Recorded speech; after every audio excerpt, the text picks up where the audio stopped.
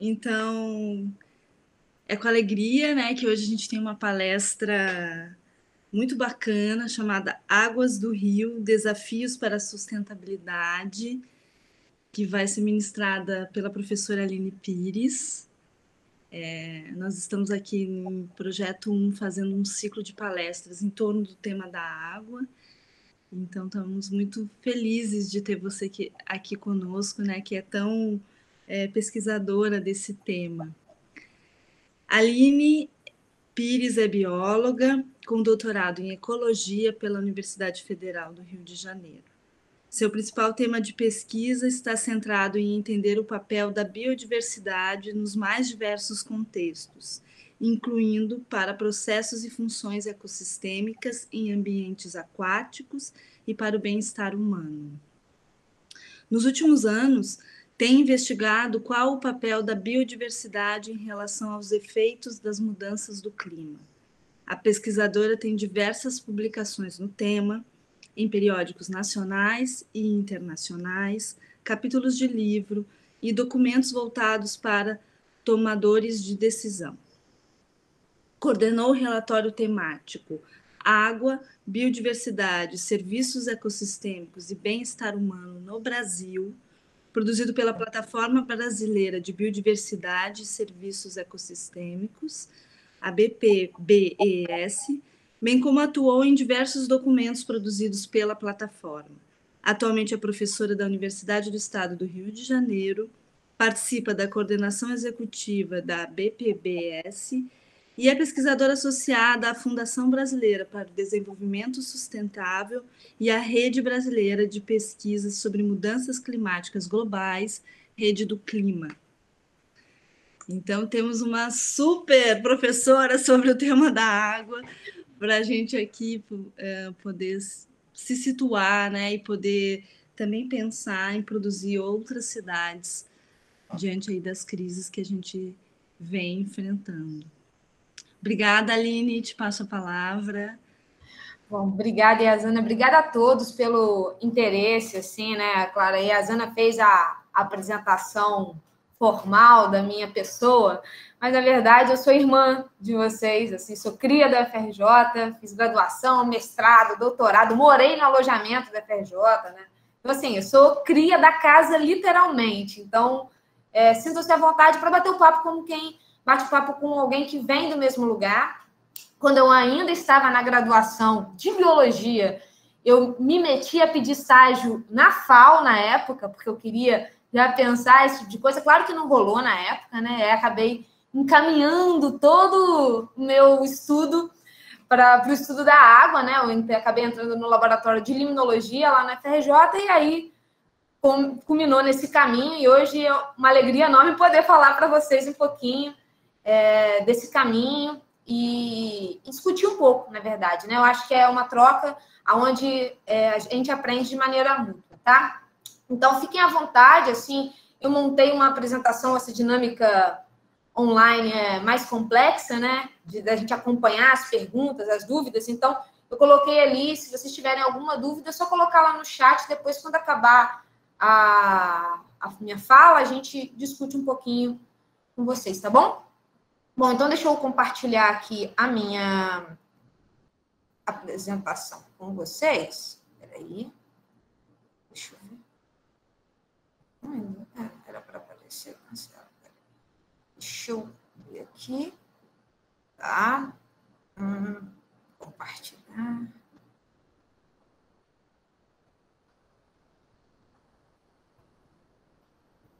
Bom, imagino que vocês todos estejam... Abriu? Maravilha. Ótimo. Bom, então,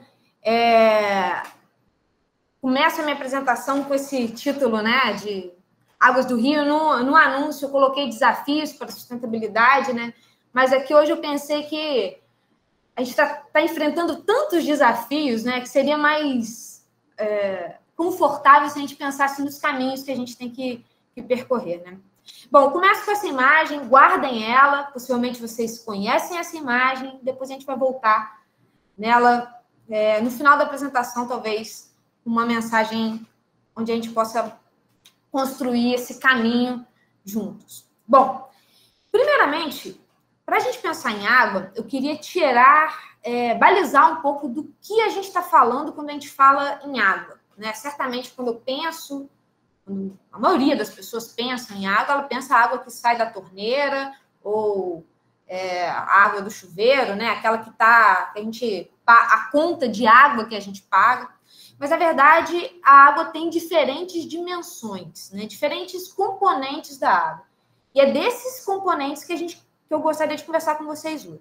Então, a água, além de funcionar como um recurso hídrico, como a água que, de fato, sai da nossa torneira, né? Que a gente tem acesso, que a gente paga a conta todo mês, a água ela também funciona como uma fonte de biodiversidade, né? Essa água que sai da nossa torneira, ela vem de algum lugar, geralmente um corpo hídrico natural, onde diversas outras espécies vivem e compartilham essa água como a casa delas, né? Então, a gente, quando pensa nesses diferentes usos da água, a gente precisa incorporar também o uso dessa água enquanto habitat para diversas espécies que vivem nos ambientes aquáticos e também como patrimônio cultural. Diversos modos de vida estão extremamente atrelados ao funcionamento de um ambiente aquático. Bom, para exemplificar isso, né? Então, a água, dentro dessa perspectiva de recurso hídrico, é aquela que a gente sente a falta, né? Aquela que, quando o calo aperta, né? Quando a gente abre a torneira e não sai, onde a gente sente a importância desse recurso.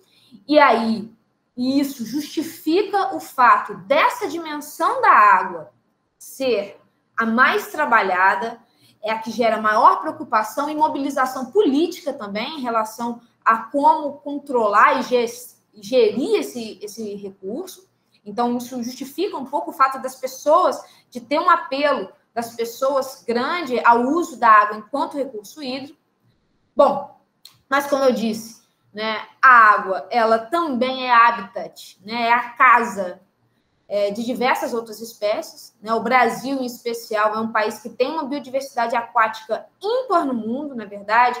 Algumas estimativas sugerem que o Brasil é o país que armazena a maior diversidade de peixes, né, tropicais do mundo. Então, assim, a gente tem uma diversidade enorme.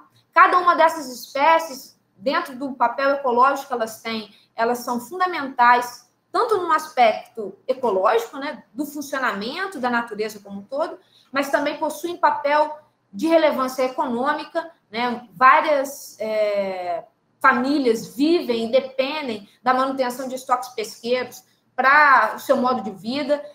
Diversas famílias, por exemplo, na região norte do país, têm os recursos pesqueiros dos rios amazônicos a sua principal fonte de proteína.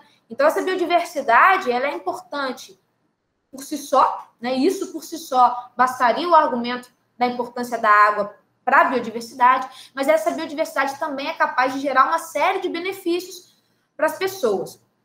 E, por último, né, essa dimensão do patrimônio cultural.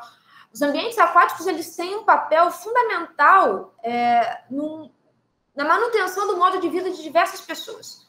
Né? Diversos aspectos culturais, diversas formas de vida estão diretamente atreladas ao ambiente aquático. Né? E aí eu exemplifiquei aqui com os pescadores, né, para quem já teve algum contato com a comunidade de pescadores, eles têm uma dependência, um modo de vida familiar totalmente atrelado à pesca, então não é apenas uma atividade econômica de manutenção da sua família, é também uma cultura que se passa de geração em geração. Então, esse é um exemplo, né, que também mostra a importância desse tipo de ambiente, mas, né, para quem que não trabalha com pesca, todo mundo aqui já deve também ter um vínculo emocional, emotivo, estético com o ambiente aquático. Então, a gente busca os ambientes aquáticos também para ter acesso a um bem-estar nosso, né? E também os ambientes aquáticos eles têm um papel importante no contexto de a paisagem, né? O entendimento da importância dos ambientes aquáticos como um componente da paisagem é supervalorizado também. Todos esses aspectos, né, da importância dos ambientes aquáticos enquanto patrimônio cultural também são entendidos como serviços ecossistêmicos culturais. Então, só para exemplificar, que proteger os ambientes aquáticos é proteger diversos aspectos também do nosso bem-estar e da natureza como um todo.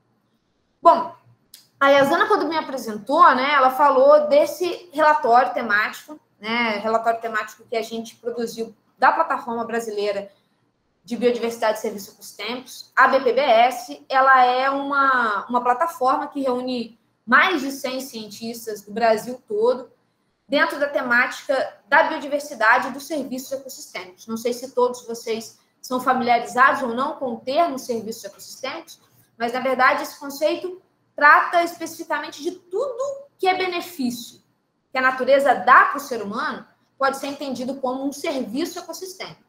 Então, a água é um serviço ecossistêmico, a polinização é um serviço ecossistêmico, o alimento é um serviço ecossistêmico, né? O bem-estar cultural, né? O prazer estético em estar diante de uma cachoeira, dentro de um rio, né? A oportunidade de mergulhar num ambiente protegido, isso tudo, todos esses benefícios e essa promoção do nosso bem-estar é entendido como serviço ecossistêmico. Então, essa plataforma, ela tem essa dinâmica, entender como a gente pode ligar natureza e bem-estar humano, usando, né, através do conceito de serviços ecossistêmicos. Então, o objetivo dela é produzir sínteses no conhecimento sobre diferentes temas, né? A gente produziu um relatório global, nacional, né? O primeiro relatório que sintetiza esses benefícios da natureza para as pessoas no Brasil em 2018, e a partir daí a gente produziu uma série de relatórios temáticos. Um deles foi sobre a água, que eu tive o prazer de coordenar junto com o professor Vinícius Farjala, da UFRJ, e foi publicado em 2019, né? Esse ano passado, a gente disponibilizou o relatório completo, então convido já todos vocês que se interessarem um pouco mais pelo tema, que visitem o site da plataforma e acessem ali os documentos, né? A gente tem o relatório completo, tem os outros relatórios temáticos, então a gente tem relatório sobre restauração, sobre polinização, a gente está produzindo um sobre conhecimento indígena e tradicional, então vale a pena dar uma explorada nesses produtos da plataforma, tá? E muito do que a gente vai conversar hoje tem a ver com o que foi discutido nesse documento, cujo o objetivo principal era tentar agregar essas diferentes dimensões da água para além da perspectiva de recurso hídrico que é dominante na literatura sobre o tema, tá?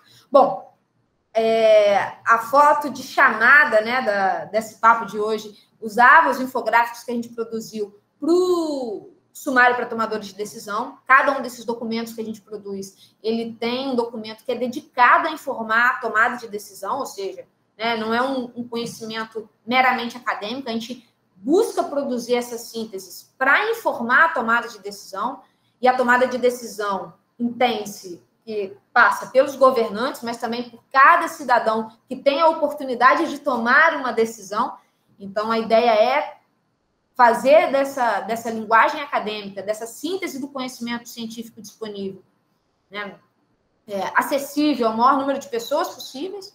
Então, aqui a gente tem, né, o uso de infográficos, tenta usar uma linguagem um pouco mais acessível.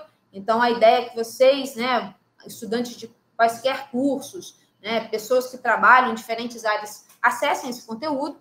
Tá? Esse é um dos infográficos desse documento, desse sumário para tomadores de decisão, que está disponível no site também, que fala um pouco sobre o contexto brasileiro da água, né? Se a gente pensa a água no contexto global, né, só o Brasil é detentor de 12% de toda a disponibilidade hídrica superficial do planeta. Bom, isso é um diferencial enorme para o país, né? A gente ter essa quantidade de água faz com que o Brasil tenha uma série de potenciais que precisam ser explorados, mas coloca o Brasil dentro de uma posição que faz com que o país tenha esse diferencial competitivo em diversos aspectos no contexto global, tá? Além disso, né, é essa disponibilidade hídrica do Brasil que gera uma série de serviços e possibilidades para o país. Então, aqui a gente tem alguns exemplos, né? Essa água ela é utilizada para subsidiar uma série de famílias. A agricultura, por exemplo, né, aqui fica 700 mil litros de água por segundo é consumido pela agricultura, né? Então, se a gente tem na agricultura uma atividade econômica importante para o país, isso é extremamente dependente da água, né? O Brasil é uma das maiores potências em termos de áreas úmidas conservadas, né? A gente tem, né, dentro do Código Ramsar, que protege áreas úmidas, o Brasil é aquele que possui maior território. Então, a gente tem uma série de... essa água que o Brasil possui faz com que o Brasil tenha uma posição ambiental, social e econômica privilegiada, tá? Bom, claro que essa disponibilidade hídrica que o Brasil tem, ela não ocorre de maneira homogênea no território, né? Primeiro porque, isoladamente, essa disponibilidade hídrica ela está relacionada com a distribuição desses corpos hídricos no país. E a maior parte dele está na região norte. Cerca de 68% da disponibilidade hídrica do país está na região norte, onde se encontra apenas 7% da população do país. Em contraponto a isso, né, na região sudeste, a gente tem 58% da população e apenas 13% da disponibilidade hídrica. Ou seja, as pessoas estão concentradas em determinadas regiões do país, em especial na região sudeste, mas ao longo de toda a costa, né, ao longo de todo o litoral brasileiro. E, na verdade, toda essa abundância de água, ela está situada na bacia amazônica, né, e onde as pessoas, onde você tem uma população muito inferior ao que a gente observa nas outras regiões. Isso gera uma série de questões, né, que a gente pode discutir mais para frente, mas isso já deixa explícito que os desafios eles são distintos para cada uma das regiões do país, né? Pensar na questão da água na região norte é diferente de pensar a questão da água numa grande cidade da região sudeste. Isso tudo gera também um pouco e deixa explícito a complexidade dessa questão, tá? Bom, toda essa variedade, né, essa variabilidade, essa heterogeneidade da condição da água no país também está atrelada a diversas ameaças. Tá? A gente fez nesse relatório, a gente fez um levantamento, aproximadamente 40% do território brasileiro possui corpos hídricos com nível de ameaça de moderado a alto.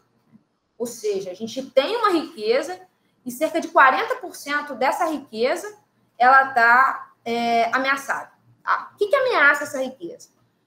Mudanças climáticas, mudanças no uso do solo, né? Isso a gente inclui o processo de urbanização, a gente inclui o avanço da agricultura em diversas regiões, né? A fragmentação dos ecossistemas, né? Os ambientes aquáticos, e aí a gente entende fragmentação dos ecossistemas aquáticos como a construção de barragens, né? Isso é fragmentar o ambiente aquático. Você tem um rio contínuo, de repente você coloca uma barragem ali, essa barragem, né, cria um reservatório, esse reservatório pode servir para abastecimento humano, pode servir para produção de energia elétrica, mas essa barragem que interrompe o fluxo do rio é o que a gente chama de fragmentação de ecossistemas, dos ecossistemas aquáticos, e isso também causa um efeito drástico para o funcionamento desse sistema.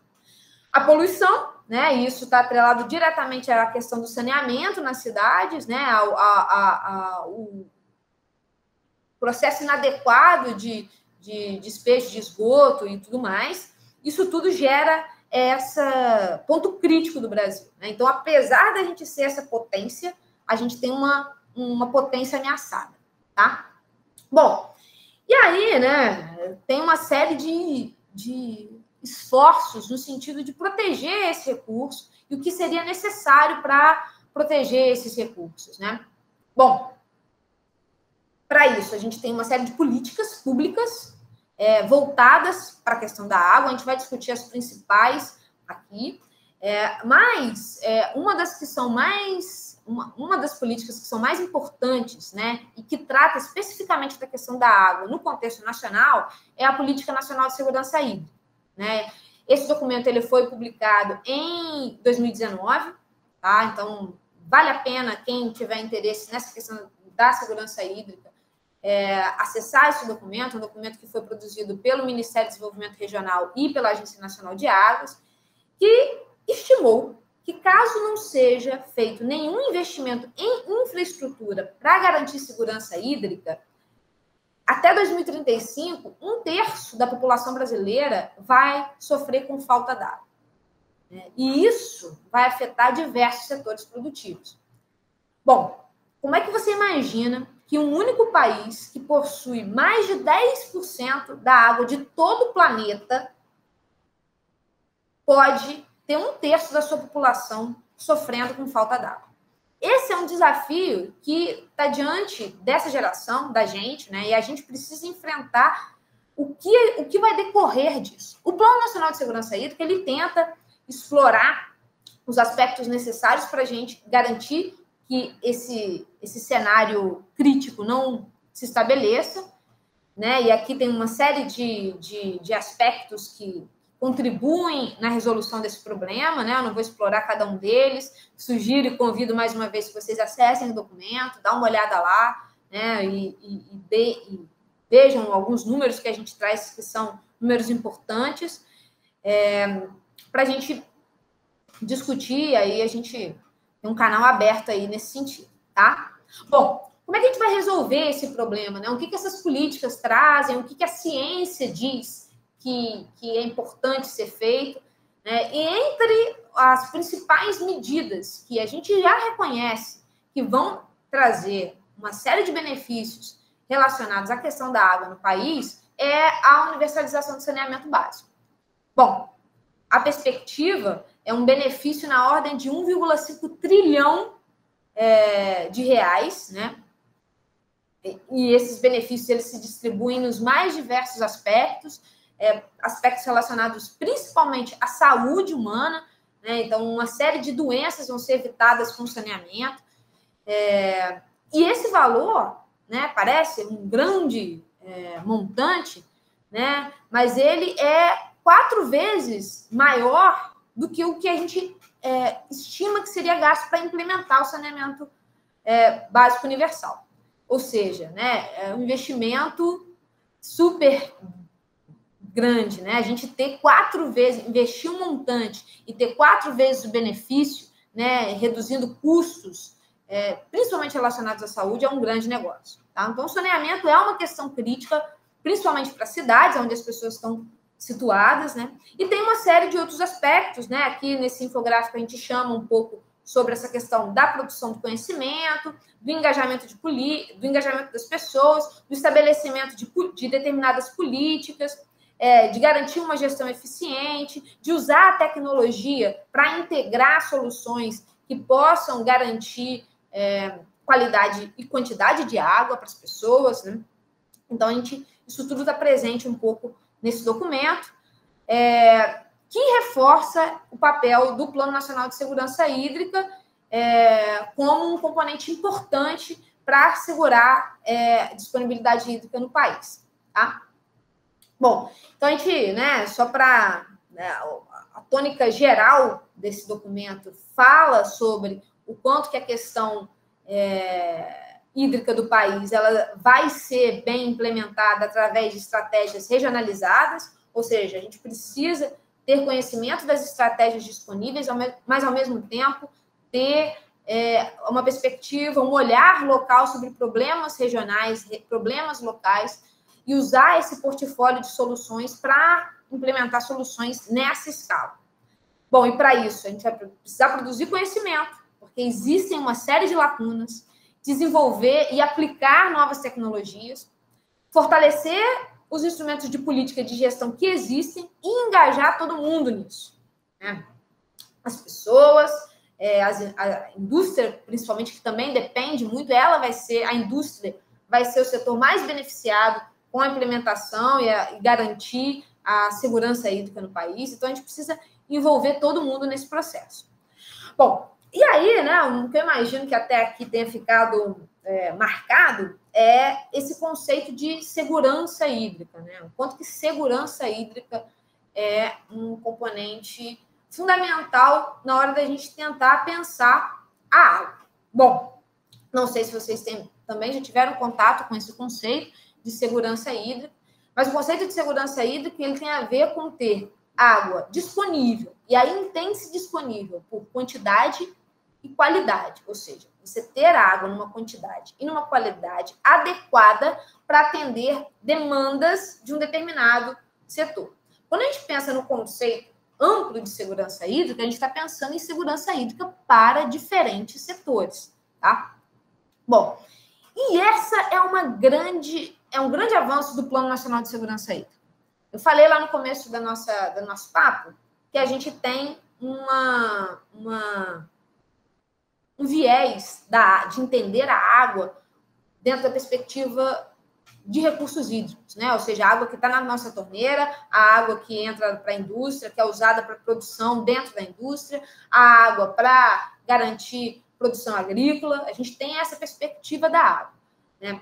Mas o Plano Nacional de Segurança Hídrica, em função da realização do 8º Fórum Mundial da Água, que ocorreu aqui no Brasil, incluiu a perspectiva da natureza dentro da dimensão da segurança hídrica. Ou seja, então, quando a gente pensa em segurança hídrica, a gente também tem que pensar em garantir água para as espécies que precisam dela.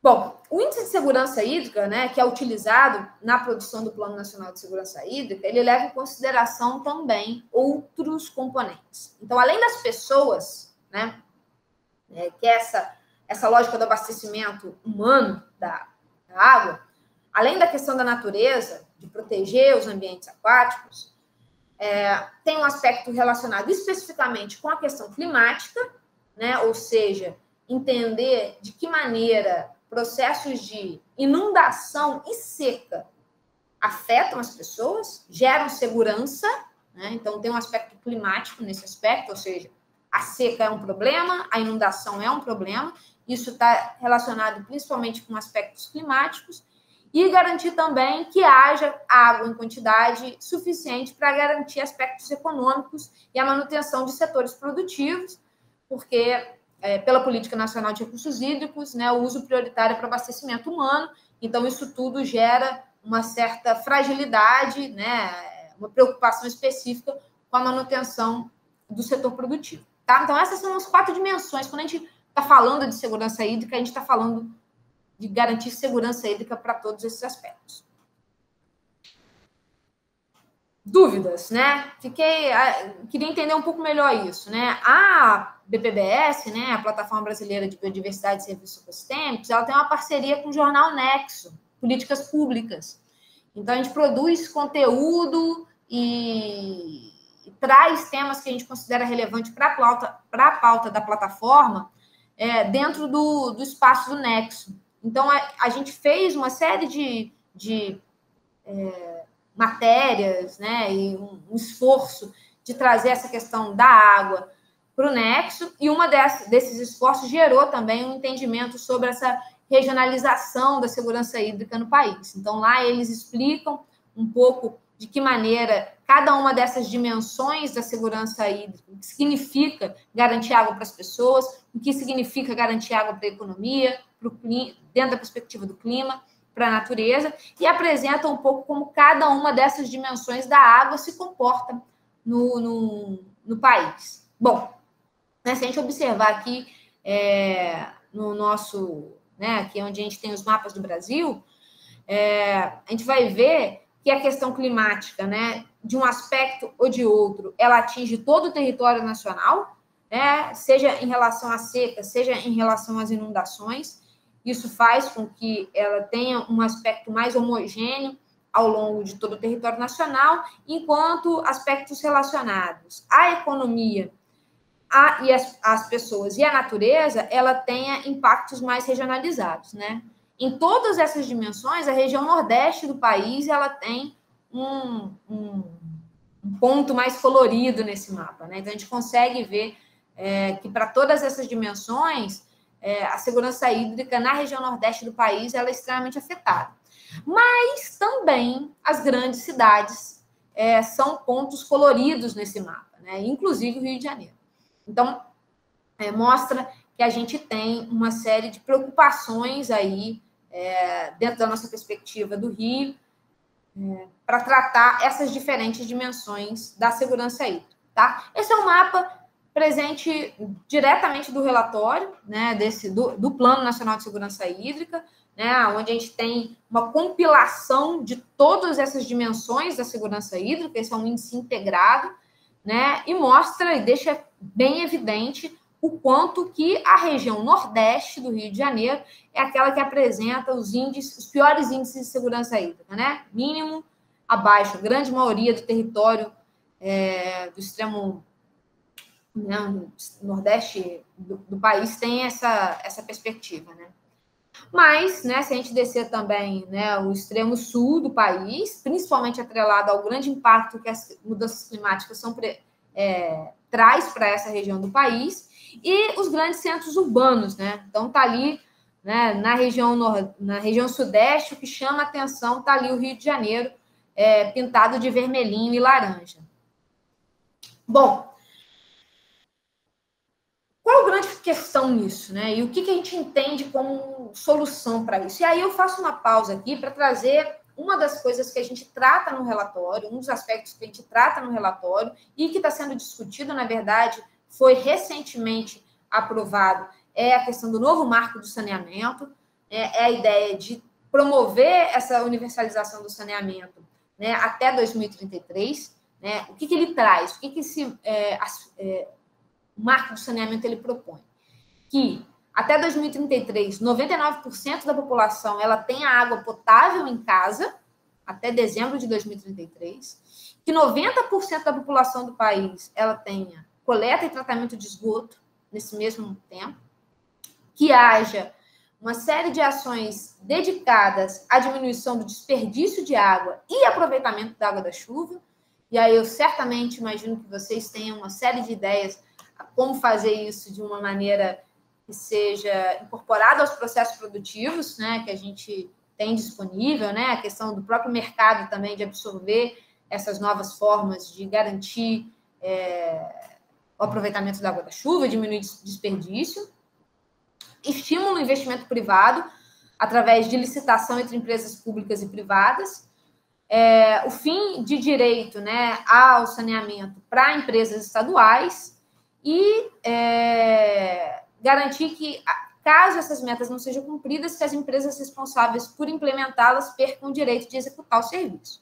Né? O marco do saneamento não é uma uniformidade, não é, né, imagino que se vocês acompanharam, isso tem uma série de discussões, né, principalmente pelo aspecto relacionado a uma abertura do investimento privado para o saneamento. Isso pode gerar uma série de desigualdades e limitar o acesso à água para todos. Então, isso tem sido discutido, muita gente pontua os pontos positivos e negativos disso, mas é só para mostrar que isso está pipocando e que deve gerar uma série de consequências nos próximos anos, estratégias e ações que muitas das quais vocês podem estar envolvidos. Rio de Janeiro, né? A gente falou, né? A ideia é dar esse recorte para o Rio de Janeiro. Aqui eu trouxe, né, o mapa do estado do Rio de Janeiro, né? Mas a gente tem esse contexto mais local, né? Imagino que muitos de vocês também, né, alguns alunos venham de outras cidades do estado, até mesmo de outros estados, né? Eu mesma disse para vocês no início da nossa conversa que eu morei no alojamento da FRJ, porque minha cidade natal é Barra Mansa, uma cidade do interior do estado. Então, né, cada um pode até contribuir com uma perspectiva distinta. Mas eu acho que o que exemplifica o tamanho do desafio e os caminhos possíveis para a gente percorrer e cumprir esse desafio é o que ocorre na região hidrográfica 5 do Rio de Janeiro, que é a região hidrográfica da Bacia da Baía de Guanabara, tá? Bom, esse é o desenho da Baía de Guanabara, então imagino que vocês estejam, né, vendo aqui a enseada da Baía de Guanabara, né? Então a gente tem aqui diversos pontos de monitoramento da qualidade da água nessa região hidrográfica, né? São dezenas de pontos de monitoramento. E os pontos em vermelho significam qualidade da água muito ruim, em laranja ruim, amarelo, qualidade média, verde, uma qualidade boa, em azul, a qualidade da água excelente, tá? Vocês podem perceber que esses não são pontos de monitoramento dentro da Bahia, mas dentro dos corpos hídricos que desaguam na Bahia, né? Bom, eu não encontrei nenhum ponto azul, imagino que vocês também não, né? Porque a situação, de fato, dos afluentes para a Baía de Guanabara é crítica. A gente tem aqui uma situação de ruim a muito ruim. Então, olhar para a Bahia, né? Toda vez que a gente estiver de frente para a Bahia, e no fundão, né? Olhando para a Bahia, imaginar que, poxa, isso aqui podia ser mais limpo, né? A gente tem que imaginar que talvez a solução, né? Ou o problema, ele começa bem distante daqui, né? Ou em outro lugar, porque a Bahia recebe uma quantidade grande de poluição dos seus afluentes, né? Principalmente na Baixada, né? A Baixada acaba tendo, né, um adensamento populacional muito grande, né, com um saneamento precário, isso faz com que tenha uma contribuição grande para o aporte de poluição para dentro da Baía de Guanabara, tá? Bom, então esse mostra o quanto que é difícil imaginar isso. Mas eu também queria chamar a atenção para que nem sempre esse olhar quase desesperançoso para a Baía de Guanabara, né? E a gente que está aí na Ilha do Fundão, né, vê isso acontecendo bem vivo, é que nem sempre foi assim. Na verdade, né, o nome da nossa cidade, né, o nome Rio de Janeiro, vem do entendimento, né, daqueles que chegaram aqui, olharam a Baía de Guanabara e imaginaram que se tratava de uma foz de um rio, né?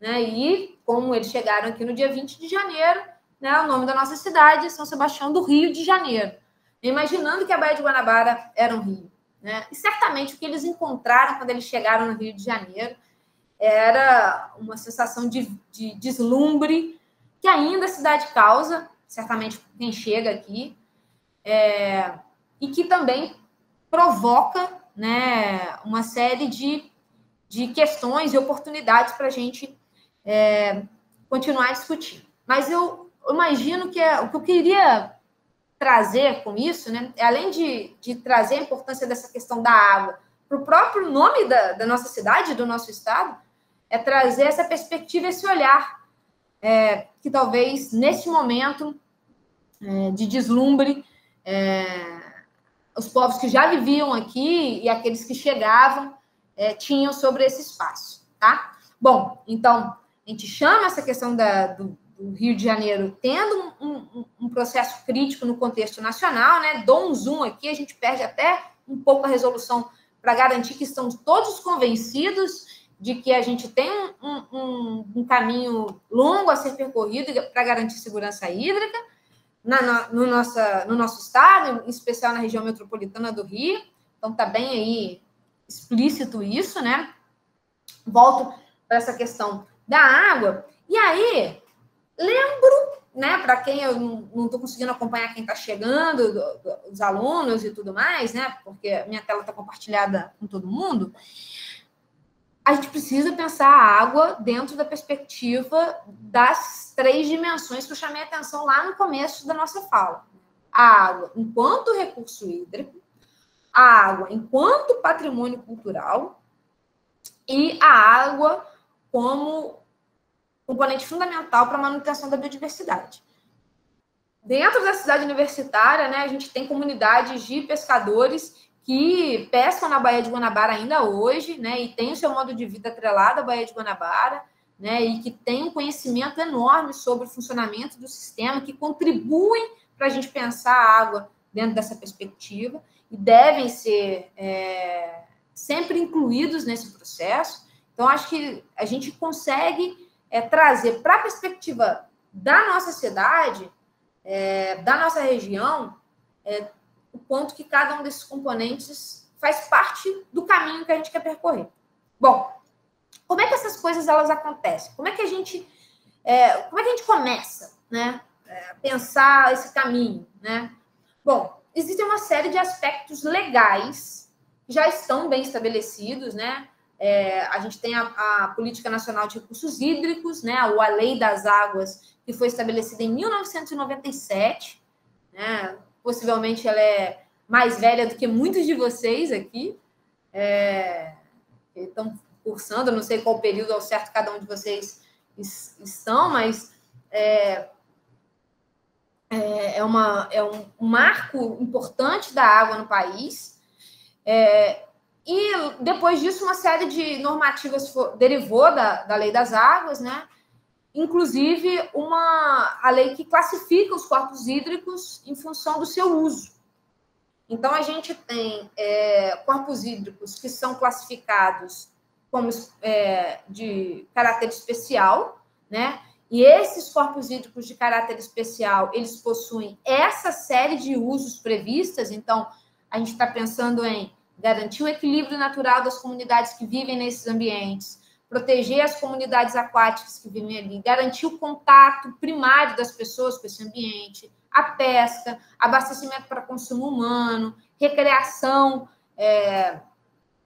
com contato secundário, ou seja, né, você tem, por exemplo, prática de esportes dentro desse ambiente, pesca, irrigação, toda essa série de usos, se ela ocorre nesses ambientes aquáticos, esse ambiente aquático é classificado como especial. E à medida que você vai reduzindo determinados usos, você vai reduzindo essa classificação até que você chega na classe 4, que é onde o ambiente aquático ele passa a ter o único como principal uso a questão da navegação, ou seja, ele é usado para transporte, né? E dentro do contexto de paisagem, como harmonia paisagística.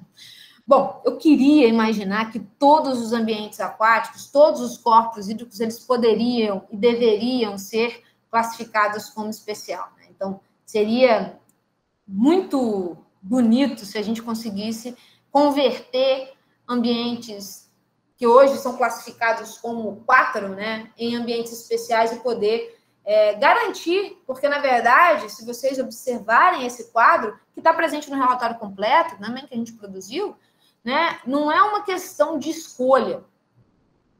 Um ambiente aquático classificado como classe especial, ele prevê todos os usos, né? Então, por que abdicar de determinados usos e se contentar com determinados aspectos apenas, né? Então, deixo essa reflexão com vocês. Bom, por quê? Por que isso acontece? Porque falta gestão, né? Ou seja, as ferramentas de gestão que existem, Aline, essa lei da água que você falou aí não previa nada, eles falaram alguma coisa, como é que a gente ia fazer para garantir essa gestão eficiente?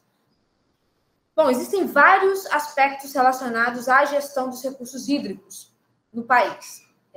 Bom, cada estado tem o seu plano estadual de recursos hídricos, né? A gente tem um plano nacional, mas a gente tem um plano estadual também. A gente tem um plano de gestão de bacia hidrográfica, a gente tem um sistema de informação para recursos hídricos, ou seja, né, assim como eu mostrei para vocês os dados de qualidade de água na Baía de Guanabara, isso ocorre para os diferentes estados. A gente tem aspectos relacionados à outorga e cobrança da água, né, que são aspectos relacionados, componentes específicos da gestão da água previstos na lei da água, e a classificação, como eu mostrei para vocês, que é prevista que foi estabelecida pela normativa do CONAMA em 2005, tá?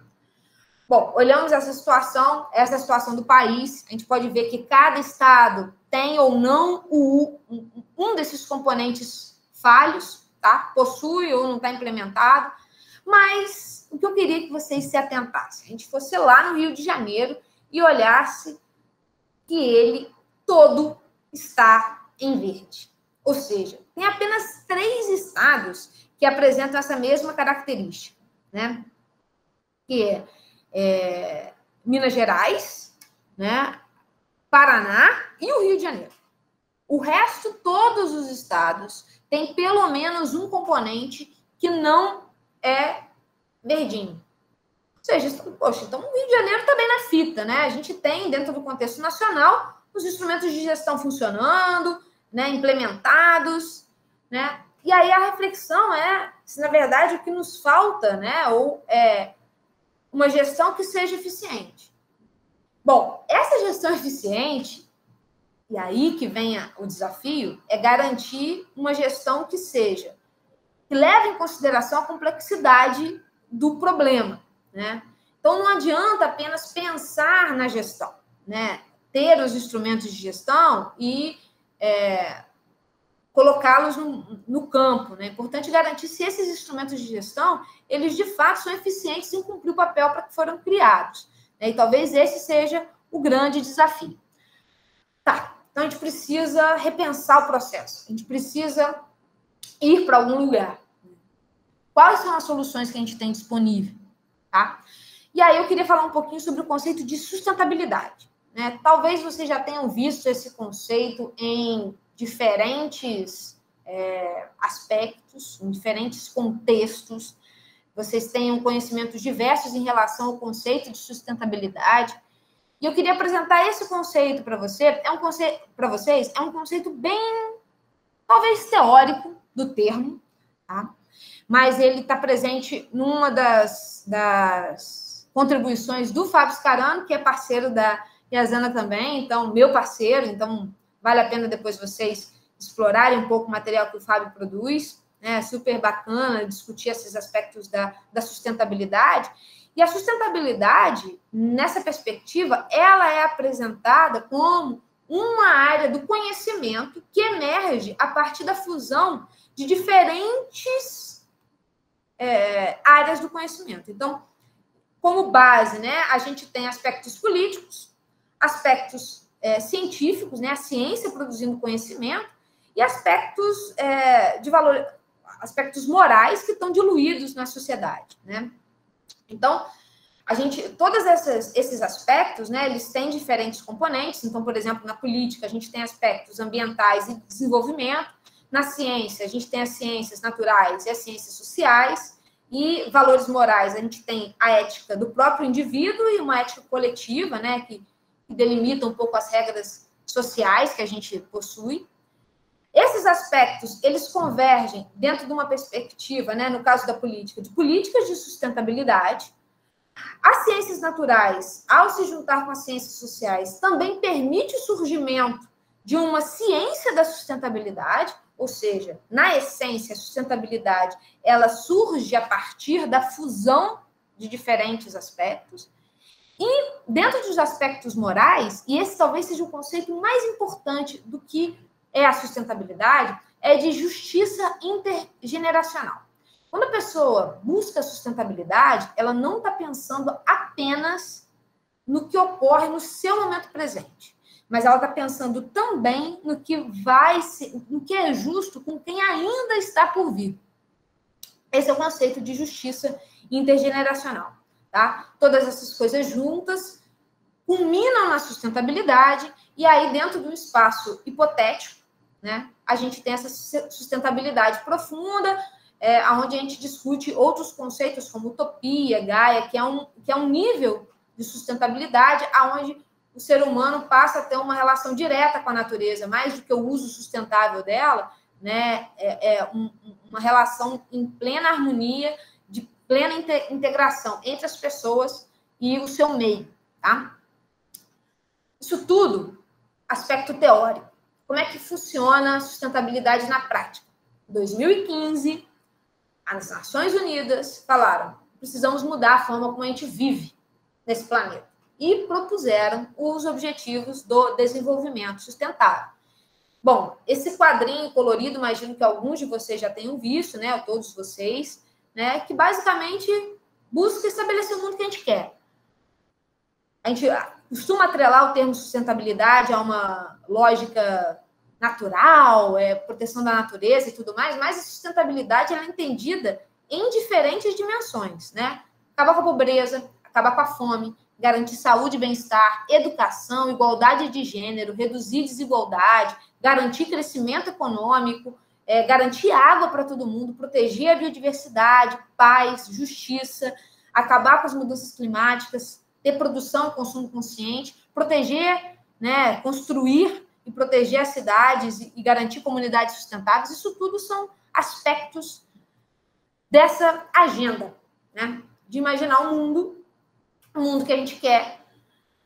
Qual é a grande questão, né? Que tem uma definição dos Objetivos de Desenvolvimento Sustentável, né? Um apelo global à ação para acabar com a pobreza, proteger o meio ambiente, clima, garantir que as pessoas em todos os lugares desfrutem de paz e de prosperidade. Esses são os objetivos para os quais as Nações Unidas estão contribuindo a fim de que possamos atingir a Agenda 2030 no Brasil e em todo o planeta, né? Uma agenda global e todos os países membros das Nações Unidas assinaram esse compromisso, esse apelo, né?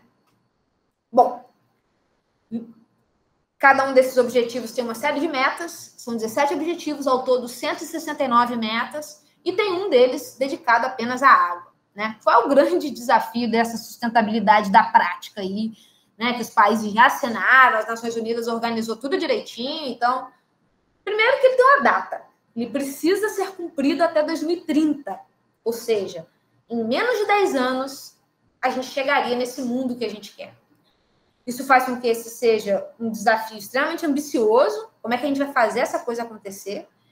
Ele ocorre numa escala global, ou seja, a gente precisa garantir que todos os países cheguem nesse aspecto, e ele é extremamente complexo porque ele integra diferentes componentes, né? A gente precisa pensar ao mesmo tempo em igualdade de gênero e proteger os corpos hídricos e diminuir as mudanças climáticas e acabar com a pobreza e garantir comida para todo mundo, de uma forma onde o avanço em cada um desses objetivos não atrapalhe o avançar do outro objetivo. Isso é extremamente difícil, né? Então, é um caminho, né, para vocês que estão elaborando isso, trabalhando isso, né, vão ver essas coisas acontecendo e vão participar desse processo. É importante ter a dimensão dessa complexidade, né? Então, essa geração que está chegando para fazer essa agenda acontecer, tem que encarar isso tudo de uma forma considerando o tamanho desse desafio, tá? Como é que funciona a água dentro dessa perspectiva da sustentabilidade, né? Principalmente dentro do aspecto da Agenda 2030. Bom, para quem tiver dúvida e que quiser explorar um pouco mais sobre a Agenda 2030, né, que trata, explora um pouco, acompanha o avançar desses objetivos no país, eu sugiro entrar no site da agenda2030.org.br. Lá vocês vão conseguir ter uma série de informações sobre o desenvolvimento dessa agenda no país, tá? Um outro site que é super legal, que é bacana vocês darem uma olhada também, é o da SDSN, tá? Sustainable Development Solutions Network. É um órgão, um apêndice das Nações Unidas que está responsável por monitorar o avanço dos Objetivos de Desenvolvimento Sustentável no planeta inteiro, e anualmente, no mês de julho, mais ou menos, eles liberam um documento falando sobre o que está acontecendo no mundo, né? Como é que os países estão avançando em relação aos Objetivos de Desenvolvimento Sustentável. Esse é o último resultado para o Brasil. Relatório de 2020, tá? Então, a cor de cada um dos objetivos se refere à situação brasileira em relação a cada um desses componentes, né? A gente pode ver que o único aspecto dos Objetivos de Desenvolvimento Sustentável que o Brasil está bem é a questão da produção de energia sustentável, que é o ODS 7. E por que isso, né? E aí eu vou chamar a atenção da água nesse componente. 65% da matriz energética do Brasil vem a partir da produção hidrelétrica.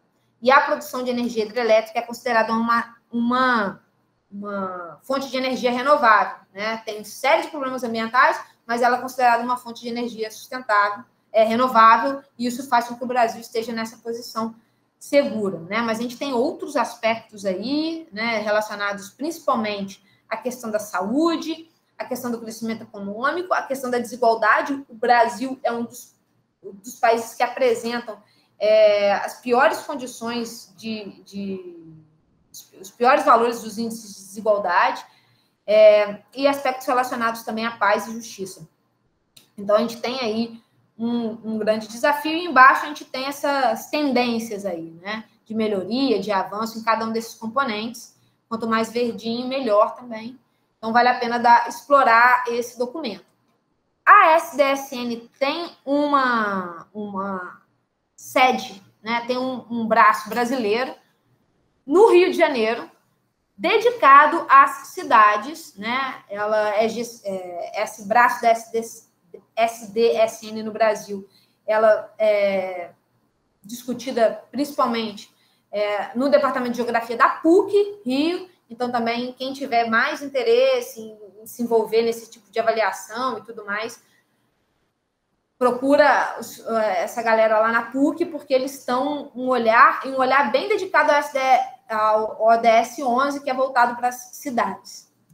Bom, na parte da água, né, a gente tem aí essa série de objetivos. Cada um desses objetivos que está dentro do ODS 6, que é da água, trata sobre um componente. Então, a meta 6.1 fala sobre água potável para todo mundo, a 6.2 em saneamento, a 6.3 em melhorar a qualidade da água, tem vários aspectos, né?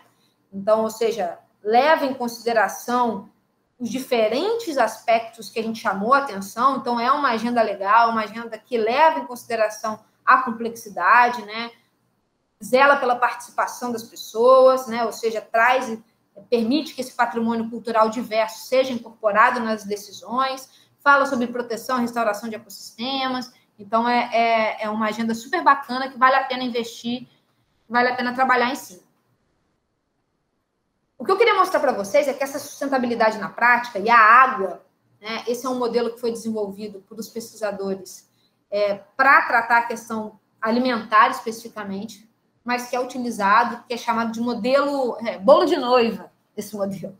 Porque ele diz que, na verdade, os ODS eles não podem ser entendidos como uma caixinha, onde cada um deles começa e avança de uma maneira isolada. Que, na verdade, existe um processo onde determinados objetivos são fundamentais para que outros sejam alcançados. E ele organiza isso aonde os objetivos relacionados principalmente à proteção da natureza, a ter água para todo mundo, a ter um clima saudável, ele é a base para gerar as transformações que a gente espera na sociedade. Então, sem ter um clima adequado, sem ter água para todo mundo, sem proteger a biodiversidade, dificilmente a gente vai ter saúde, dificilmente a gente vai acabar com a fome, dificilmente a gente vai garantir educação para todo mundo, dificilmente a gente vai garantir as possibilidades necessárias para a implementação de uma energia sustentável, de uma matriz energética sustentável, renovável. Dificilmente a gente vai conseguir construir cidades sustentáveis. E sem esses aspectos, vai ser muito difícil garantir um crescimento econômico de base sustentável. Dificilmente a gente vai conseguir fazer com que as pessoas possam ter um consumo e produção conscientes, que a gente diminua a desigualdade, e certamente sem isso a gente não chega em parcerias, que é o objetivo do ODS 17, né, de garantir uma gestão eficiente do processo. É um modelo que eu gosto muito, ele é de alguma forma questionado, mas ele mostra um pouco quanto que determinados objetivos são fundamentais nesse processo. E ressalta a água como uma parte fundamental para que a sustentabilidade ela seja atingida, né? E isso é uma mensagem que eu queria que vocês ficassem. E também eu queria fazer uma ponderação que certamente o Fábio me pediria para fazer, é que a Agenda 2030, né, a agenda de sustentabilidade proposta pelo ODS, pelo Objetivo de Desenvolvimento Sustentável, né, é uma das agendas de sustentabilidade. Mas, no mundo que a gente vive, existem outras formas de pensar como viver nesse planeta de forma sustentável, sem necessariamente adotar uma agenda das Nações Unidas, né? Então, a gente tem há muito tempo, né, alguns países na América Latina que já tem como filosofia de vida o buen vivir, que trata dessa relação mais harmônica com a natureza, o Ubuntu nos países da África, o Swaraj na Ásia, o The Growth no próprio perspectiva ocidental, né, onde se entende que a gente não precisa crescer mais. A gente pode parar de crescer em termos econômicos e garantir uma distribuição mais homogênea dos recursos, uma distribuição mais igualitária, ou seja, diminuir, de fato, não ter essa preocupação com o crescimento, mas se preocupar mais com os processos que distribuem os frutos desse crescimento. Bom, no contexto do Rio de Janeiro, né, a Agenda 2030, ela está, né, vários governos adotaram ela, né, inclusive o governo do Rio de Janeiro. Se vocês entrarem no site do governo, vocês vão acessar o quanto que cada uma das dimensões estão sendo trabalhadas. Essa imagem ela foi tirada diretamente de lá, né, e aqui a gente tem pontos chaves de cada um dos ODS. Então, vocês podem ver, por exemplo, que a questão das favelas, né, que é um aspecto urbanístico extremamente importante, ela está presente em vários ODS como ponto-chave, por exemplo, na questão da erradicação da pobreza, pelo fato de elas serem extremamente vulneráveis aos impactos das mudanças climáticas, elas estão presentes no ODS 13, né, serem zonas sociais críticas, também está presente nessa questão do ODS 16, relacionada a paz e justiça social. Então, tem vários aspectos, né? É claro, o tema da nossa fala aqui, né? O nosso papo é sobre água, então queria que a gente desse esse zoom aqui, mas convido mais uma vez todo mundo a explorar isso. E para a água, a preocupação é saneamento e segurança hídrica. Especificamente esses dois componentes que a gente já falou um pouquinho aqui, né? Como eles funcionam, os benefícios que eles trazem. Quase todo mundo, quando pensa em resolver o problema do saneamento e garantir segurança hídrica, pensa em infraestrutura cinza. O que a gente chama por infraestrutura cinza? Construção de reservatório, cimento. Né? Basicamente, usar a construção civil, principalmente para gerar as reservas de água necessária para garantir saneamento e garantir acesso, disponibilidade hídrica para todo mundo. Eu queria convidar a gente a pensar uma nova forma de pensar, de atingir o objetivo de desenvolvimento sustentável 6, pensando em saneamento, pensando em segurança hídrica, pensando em infraestrutura verde também, né? Mas isso é possível, né? Esse conjunto de infraestrutura verde, né, ou soluções também que são conhecidas como soluções baseadas na natureza, um termo mais amplo, né, que na verdade pensa o problema e pensa de que maneira aspectos da natureza poderiam promover as soluções que a gente espera. Pergunta será que ela vai dar conta de resolver o problema? Será que ela vai dar conta de evitar que 1/3 da população sofra com falta de água? Será que ela resolve os problemas dos outros ODS, né? Será que ela vai conseguir? É fácil imaginar como uma solução baseada na natureza ajuda a proteger a biodiversidade, mas será que ela garante ao mesmo tempo crescimento econômico? Será que a gente escolher esse caminho não é de alguma maneira retardar outros aspectos que são importantes para o nosso bem-estar e tudo mais? Essa é uma pergunta que eu deixo aqui para vocês, né? E para a gente pensar o que são soluções baseadas na natureza para a água, só para a gente entender do que a gente está falando em termos de infraestrutura, a gente está falando em pensar em mecanismos que garantam a retenção da umidade no solo e recarga de águas subterrâneas. A gente está falando da manutenção de zonas úmidas naturais e artificiais, que têm papel importante na recarga das águas subterrâneas, que funcionam como áreas de armazenamento da água, principalmente quando a gente tem picos de chuva. A gente está falando de reflorestamento, a gente está falando em proteger as matas ciliares, a gente está falando de imaginar dentro da cidade espaços verdes, né, onde a gente garanta uma permeabilidade maior do solo e também garanta uma condição onde a gente diminua os picos de inundação e também garanta uma situação microclimática que favorece e que gera bem-estar nas cidades, né? E aspectos também relacionados, né, por exemplo, a questão dos banheiros secos, diminuindo também os impactos da nossa presença para os ambientes para os corpos hídricos, tá? Então, se a gente vai lá, né, a gente está buscando sustentabilidade com foco na água. A gente viu que o que o governo do Rio está pensando em termos de sustentabilidade é cuidar do saneamento e segurança hídrica. A gente já viu que segurança hídrica, a gente tem que pensar em garantir água para a economia, para as pessoas, para o clima e para a natureza. É possível? Né? Aquela pergunta lá. Um estudo, e é só para exemplificar isso, né, focado especificamente no sistema de abastecimento do Guandu, tá, que buscou avaliar qual era o papel que a infraestrutura natural ou infraestrutura verde, né, ou soluções baseadas na natureza poderiam ter para o sistema do Guandu, mostrou que a gente economizaria em tratamento de água, ou seja, evitando que poluentes e sedimentos chegassem no sistema de abastecimento da nossa região, a gente economizaria cerca de 156 milhões em tratamento de água. Se a gente pensar que menos gastos de químicos, que isso gera uma cadeia econômica de produção de mudas, através dessa restauração, que a gente gera uma cadeia de restauração que protege a biodiversidade, se a gente pensa que as árvores, elas diminuem o grau de erosão nos ambientes aquáticos, isso diminui também o potencial impacto que aspectos relacionados a desastres naturais poderiam ter para esses sistemas.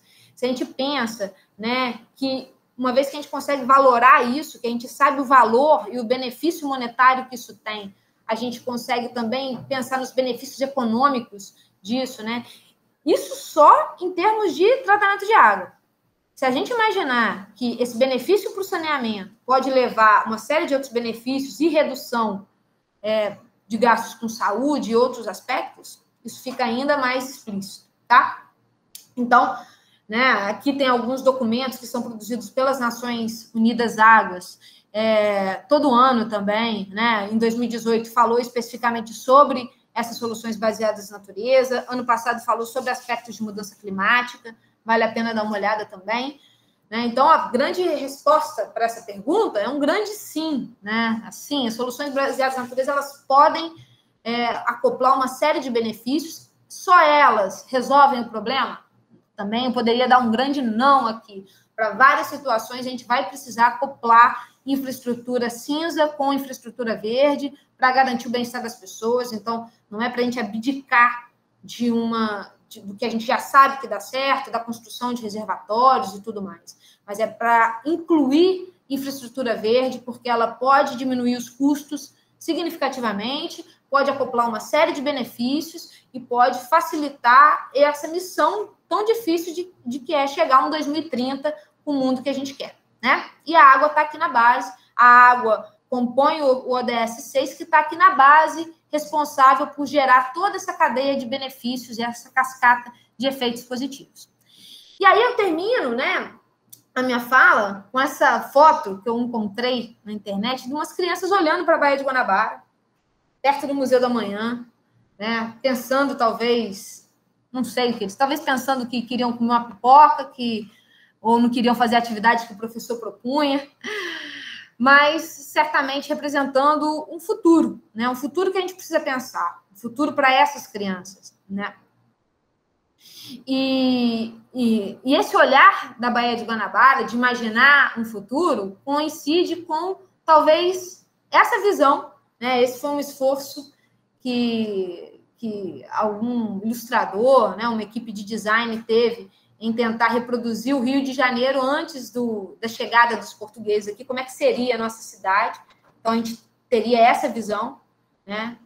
Quando eles chegaram por ali, eles imaginaram esse rio, essa foz chegando, era essa visão. Certamente, a gente tinha uma condição da qualidade da água nessa região totalmente diferente da que a gente tem hoje, mas a gente sabe também que a solução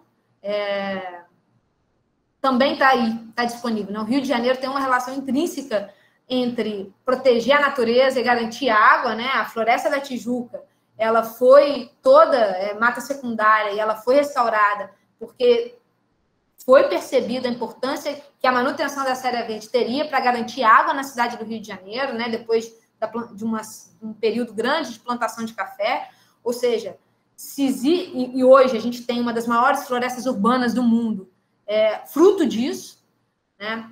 Que com essa visão, né, a gente sabe, né, hoje a gente tem uma realidade que exige uma complexidade, que exige um desafio maior, mas a gente sabe fazer isso, né? A gente tem histórico, se existe uma cidade, se existe um exemplo que pode ser dado, né, que incorpora o quanto que a solução está na natureza e o quanto que isso está relacionado ao bem-estar das pessoas, essa cidade é o Rio de Janeiro.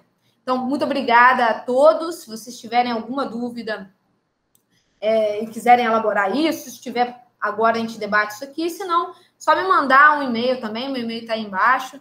E, mais uma vez, obrigada pela atenção de vocês. Obrigada a você, Aline, pela apresentação super instigante, completa que a gente teve, né? Pegando desde de um problema macro, global, eu diria, né? Com toda essa perspectiva da ONU e de como a gente vem se organizando globalmente, até a nosso recolhimento da água da chuva aqui no quintal de casa, né? Então, foi muito, muito completo e casou com as outras palestras que a gente vem do ciclo, assim, que a gente teve perspectivas mais pontuais justamente dessa infraestrutura verde, né? De um jeito ou de outro, e você traz uma coisa mais ampla para a gente entender o problema do lugar mais amplo, né? Que é extremamente importante para a gente conseguir situar por que fazer essas coisas todas, né? Então foi muito, muito importante. Eu normalmente...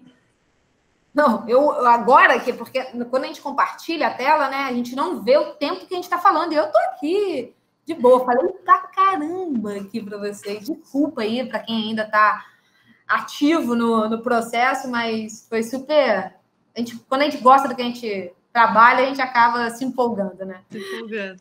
Não, imagina, foi ótimo. E passou um pouquinho só. Mas, assim, eu normalmente abro para os estudantes reverberar, fazer perguntas, e depois faço alguma pergunta também, e se tiver outros professores também. Mas primeiro a gente deixa eles desenvergonharem e fazerem a pergunta. Comentários também, gente, perguntas, quem tem. Boa noite já. Boa noite, Helene, parabéns pela palestra. Muito boa, muito informativa. Eu queria perguntar algo que ficou assim na minha cabeça quando você mostrou a pirâmide e aquele topo que era a utopia. Eu esqueci até outro nome, Gaia. Gaia. O que você acha relacionado até os povos antigos, mas principalmente os povos indígenas do nosso território? Será que eles chegavam perto dessa utopia? Será que eles viviam em plena harmonia? O que você acha? Enfim, como seria talvez colocar esse contexto deles hoje também na quantidade de pessoas que existem hoje, enfim. João, muito obrigada pela sua pergunta.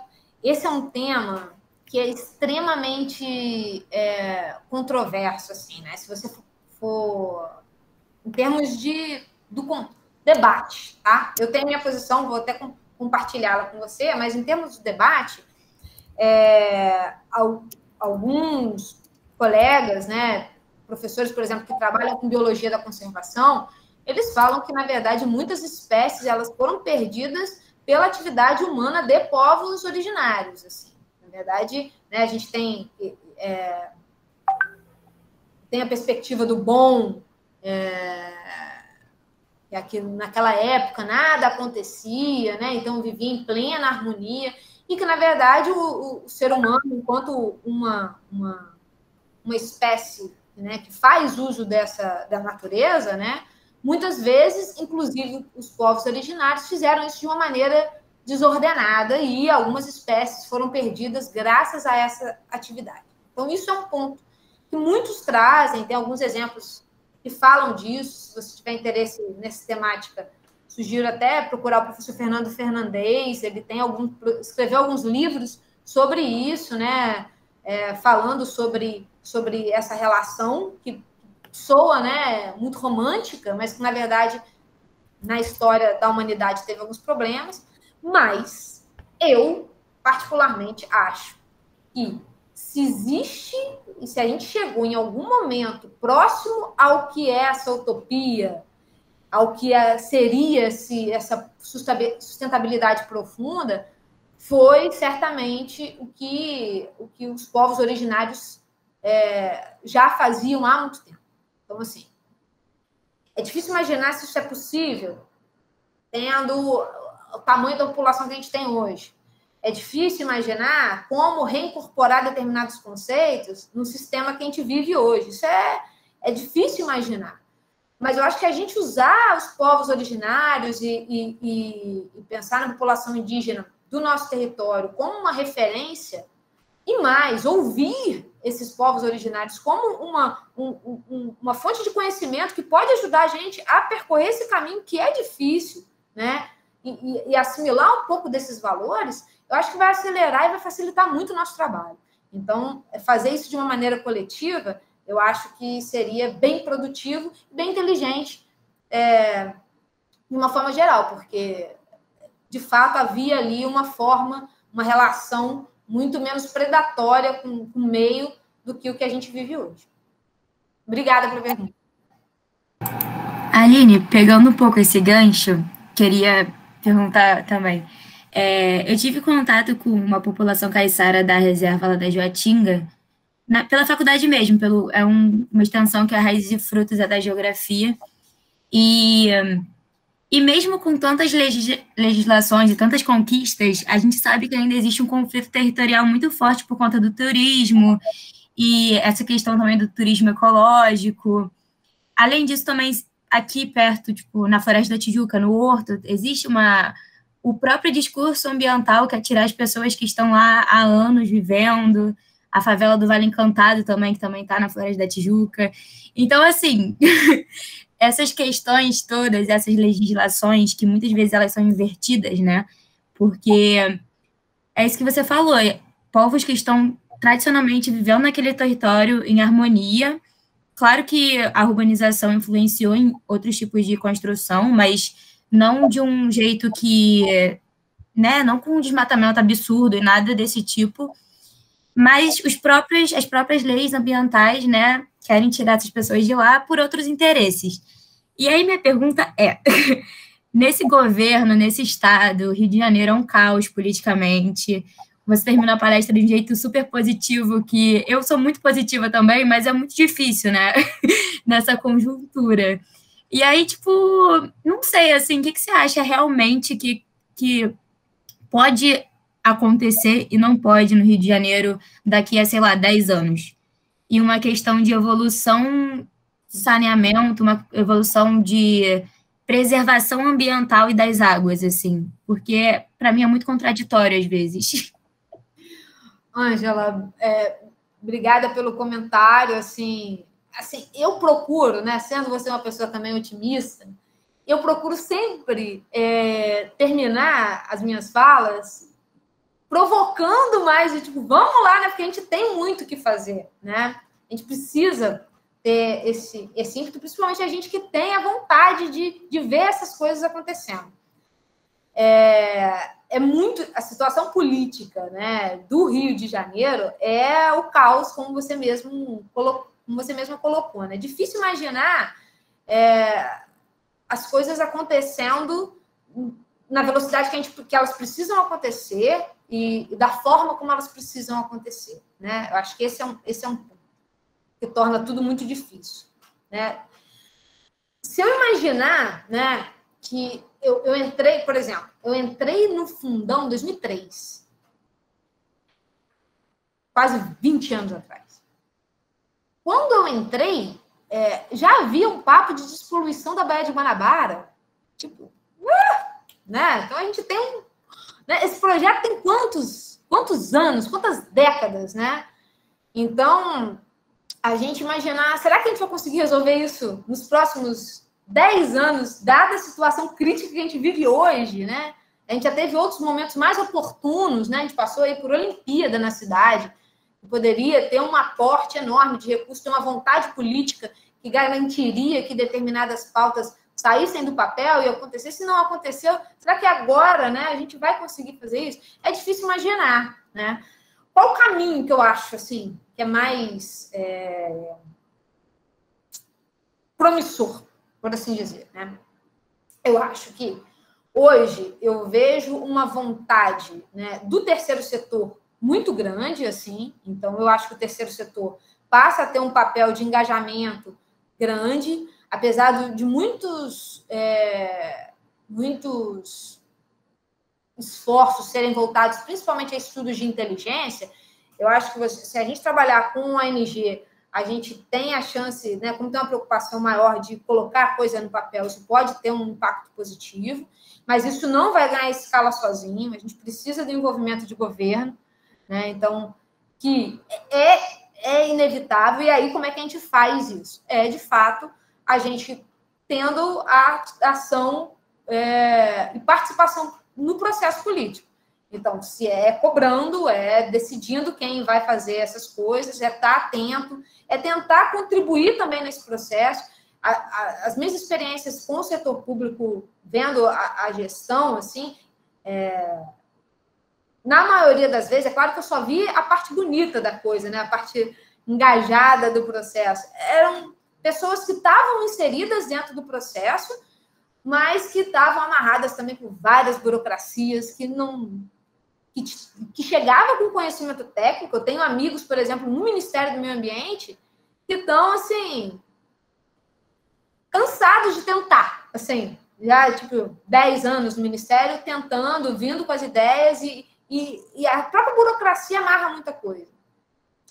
Tem uma ideia, que só para chamar a atenção um pouco do quanto que a gente precisa repensar os processos. O INEA, né, a agência responsável por essa questão no estado do Rio de Janeiro, ele tem uma plataforma que eu costumo chamar de um Tinder da restauração. Assim. Como é que ele é? Assim, como é que ele funciona? Você é dono de uma terra, você tem a sua terra, você quer restaurar a sua terra.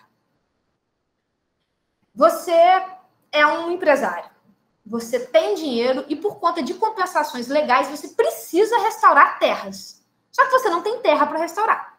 Eles criaram uma plataforma dizendo, olha, você quer restaurar e não tem dinheiro para restaurar. Você tem dinheiro para restaurar e não tem onde restaurar.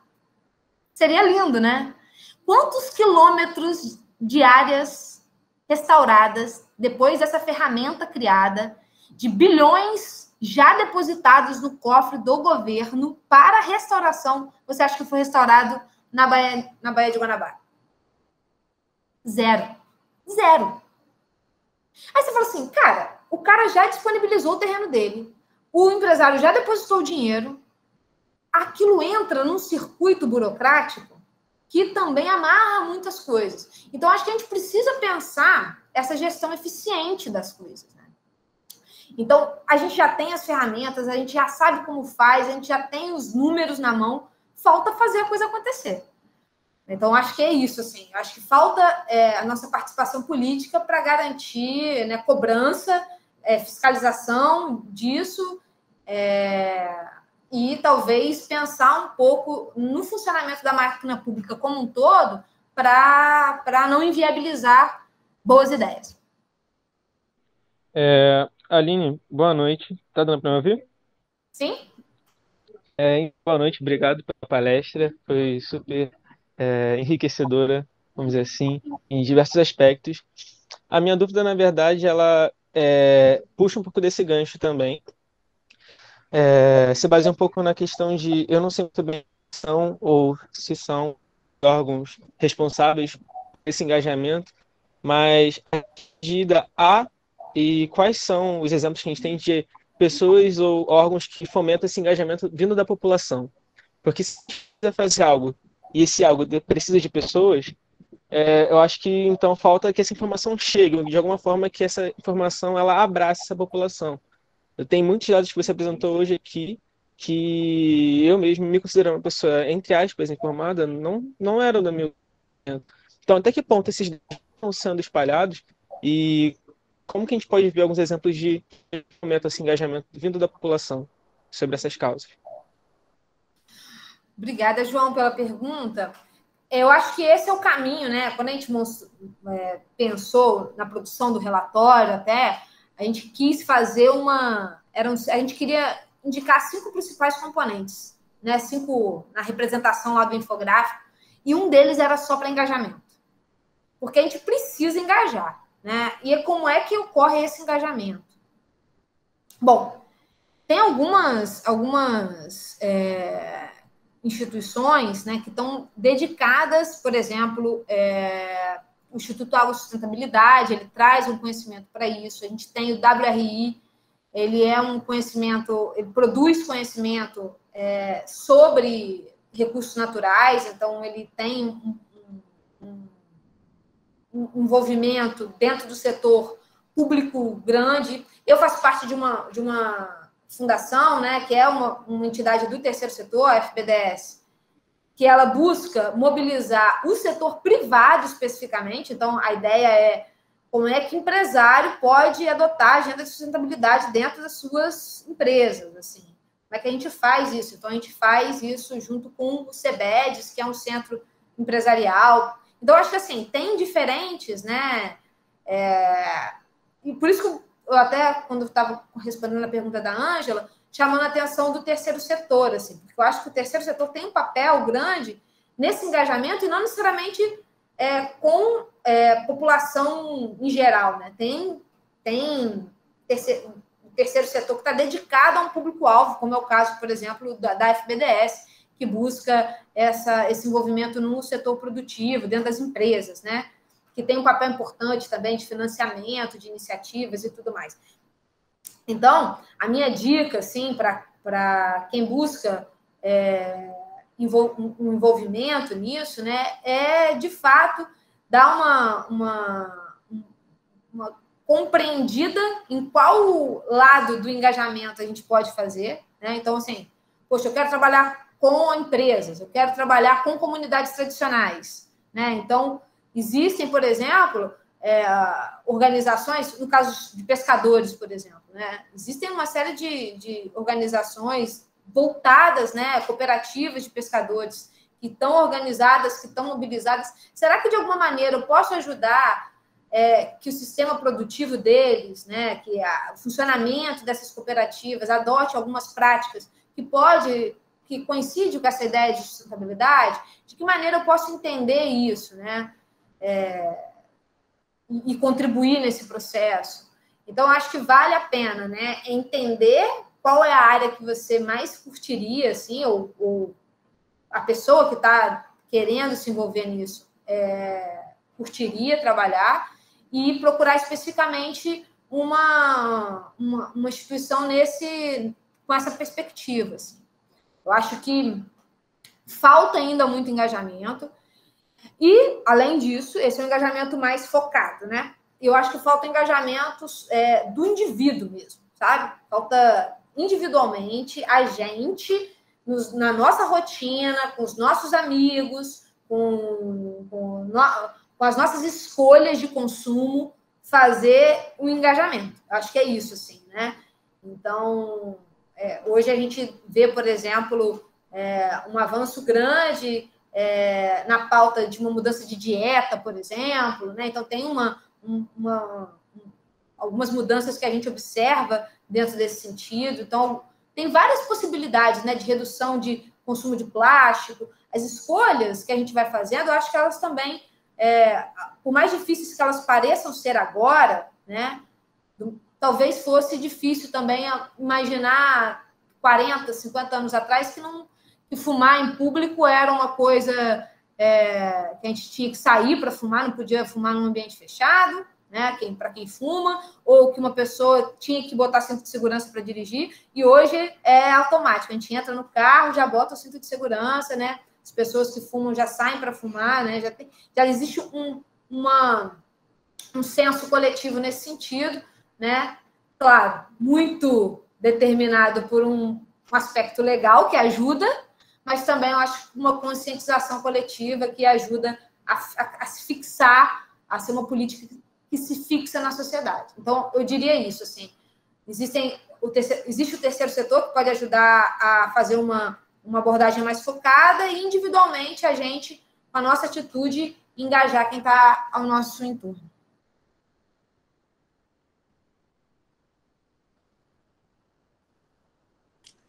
Mais alguém, gente? Tem perguntas para a Aline? Professor, eu queria fazer uma perguntinha bem rápida. Primeiramente, muito obrigado pela palestra, muito enriquecedora também, gostei muito.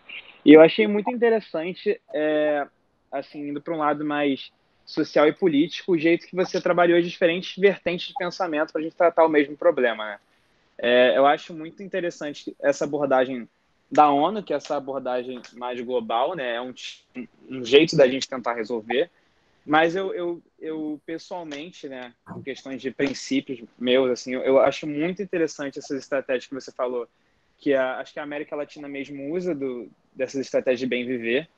E eu queria saber se você podia falar um pouco mais sobre como é que isso está rolando aqui na América Latina, do bem viver como política pública, né, nacional, e esses entraves que a gente tem hoje no Brasil, né? Porque a gente tem um Brasil extremamente desigual, né? Dominado pela agricultura, a gente é um país quase que latifundiário, né? De latifundiários há 500 anos. Eu acho que essas estratégias de bem viver, que acho que dão esse aspecto de sustentabilidade até mesmo decolonial para a gente, eu acho que é um horizonte assim mais interessante para a gente pensar um futuro, né? Aí eu queria saber o que a gente está pensando assim como bem viver brasileiro. O que você podia falar? Obrigada, Caio, pela pergunta. Sim, eu queria muito, muito ver isso sendo muito mais debatido e discutido em diferentes instâncias, assim. Mas a impressão que eu tenho é que o Brasil, em termos de incorporar essas influências da própria América Latina, que a gente tem isso, a gente negligencia muito essas parcerias dentro da América Latina. Então, a gente acaba absorvendo muito mais o que se vende, o que vem da Europa, né, e dos Estados Unidos, né, que incorpora muito aquilo, do que, de fato, o que a gente poderia aprender na América Latina, com os povos originários do nosso continente, né, ou até mesmo com as formas de viver de outros sistemas tropicais, que também, né, a gente pensar a África, a gente tem formas, bons exemplos, né, que a gente poderia se valer muito mais do que o que a gente faz, né? Então, é legal quando a gente vê e consegue ver uma galera jovem, assim, olhando para isso e falando, olha, tem coisas aqui do meu lado que me ensinam e que me trazem uma perspectiva de como eu quero viver, que é uma forma muito mais palatável para mim do que, por exemplo, uma agenda imposta pela ONU, né, que foi formulada a partir de interesses distintos. Muito que no ano passado, eu fui no México dar uma palestra lá, falar um pouco sobre... Lá tem vários estudos sobre sustentabilidade. E, cara, a Agenda 2030, né, ela é extremamente criticada, assim, como se fosse... sabe como se alguém estivesse fazendo aquilo há muito tempo, e de repente chega alguém e fala com uma ideia, como se aquilo fosse genial, e cara, mas isso aqui a gente já faz há milhares de anos e vocês estão vindo com isso, impondo uma agenda para a gente. E aí eles iniciaram, aí foi uma questão de língua mesmo, né? Porque a gente tem sustentabilidade, o termo sustentabilidade.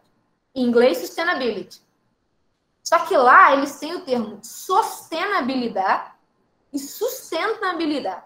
Então, que são coisas diferentes para eles, assim.